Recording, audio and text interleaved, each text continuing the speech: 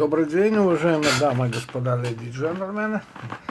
Сегодня у нас 14 сентября 2017 года. Время, сейчас я скажу, что у нас, какое время, минуточку. Время у нас 10 часов 53 минуты по Москве. Ну, хотя я в Саратове, видите, всегда в рабочем кабинете. Вот, свет не могу, естественно, включить, пока еще не продумал, как я могу сделать, восстановить подвод и напряжение, вот к тем, значит, к лампочке, наверху, вот, к плафону, который там у меня стоит значит, на потолке. Не знаю вот в этой ситуации, что делать пока. Вот вызывать у электрика не хочу по ряду обстоятельств. Вот подумал, что, может быть, что-то могу сделать сам. Судя по тому, что сделано, конечно, я уже говорю, что это связано с тем, что, в общем-то, у меня оборвали где-то, подвод электроэнергии, кабеля к нему, хотя не было проблем, да, это естественно. Я сегодня просто хочу, сказать некоторые факты, которые связаны, с вчерашними и нынешними, обстоятельствами. Только информация, никаких комментариев.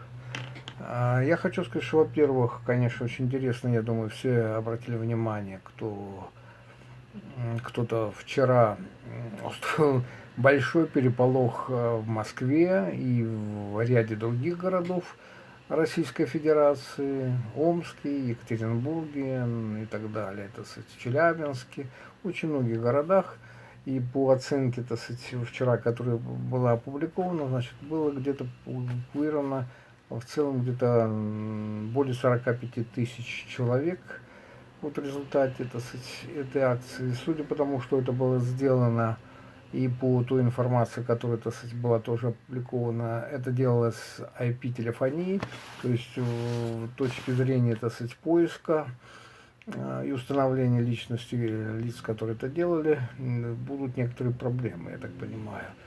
Все-таки это не обычный телефон, а IP-телефония, это надо искать по, соответственно, адресу, соответствующего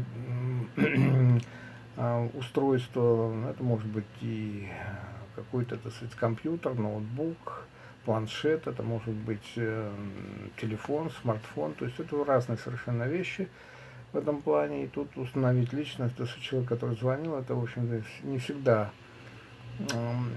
удастся, я так понимаю. И сделано это профессионально, и судя по массированным, акции, которая была сделана, она была, конечно, очень хорошо организована. Вот. Хорошо бы узнать все-таки, кто за ней стоял. Очень интересная ситуация. Вот. Могу сказать, что у меня в этом, значит, сегодня, ну, это интересно, конечно, все, но давайте мы перейдем, к тому, что у нас сегодня имело место быть, в частности, ночью. А ночью у меня было незаконное нарушение жилища. Мне демонстративно показали это, включив свет в коридоре. Я такие вещи не допускаю. Я сегодня утром встал, он был включен в коридоре. У меня в моей квартире на Тархов 25/23 в Саратове. Это раз. Во-вторых, каким образом, ну, не могу понять, к сожалению, у меня были выключены оба аккаунта Twitter, они оба были включены утром в этом вот смартфоне из ЦСТ ФСБ, который, у меня был не раз подменен. Вот оба аккаунта были открыты, хотя я вчера их, перед сном закрывал. И это еще не все было, тоже не могу, в общем-то, уразуметь, каким образом, но тем не менее, это тоже факт. Вот, что был доступ не только вот в целом в квартиру, но и в ту комнату, вот в частности, вот кабинет, где я сплю сейчас. Вот, и доступ был в том числе, вот, как я уже говорил, судя по тому, что происходило, не только к смартфону, но и к рядам других вещей, которые здесь у меня в комнате находилось.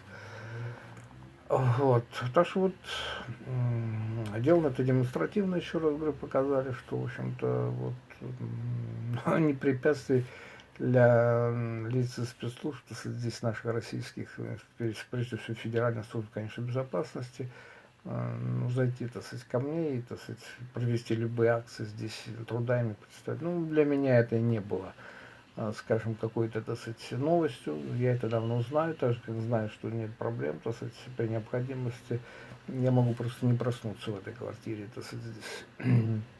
в любой момент, когда я здесь нахожусь. Ну, такая же у нас, так сказать, судьба. То есть, к сожалению, в нашей стране законы не действуют, и если вы понимаете, что, в общем-то, никто абсолютно не застрахован от того, чтобы, так сказать, вот, показав Викторию, пальца, так сказать, два, оказаться, так сказать, под следствием и даже, может быть, и заключение под предлогом, что ты, так сказать, вымогал 2 миллиона, так сказать, долларов у какого-то господина. Такие вот дела.